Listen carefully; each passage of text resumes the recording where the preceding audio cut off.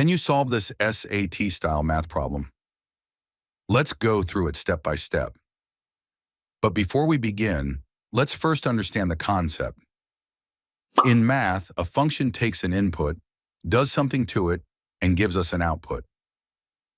For example, if you're given the function x plus 3, let's try using some inputs to test the outputs. If x equals 1, replace x with 1. 1 plus 3 is 4. Our output is 4. If x equals 2, replace x with 2. 2 plus 3 is 5. Our output is 5. If x equals 15, plug in 15. 15 plus 3 is 18. The output is 18.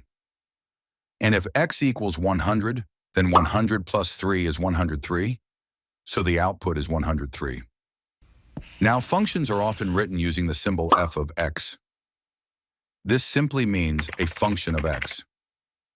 So when you see something like f of 2, it means replace every x in the function with 2. Today's question says, what is the value of f of x when x is 2? The function is x squared minus 5 times x plus 6. To solve this, we'll replace x with 2 in the function. Then work through the math step by step to find the answer.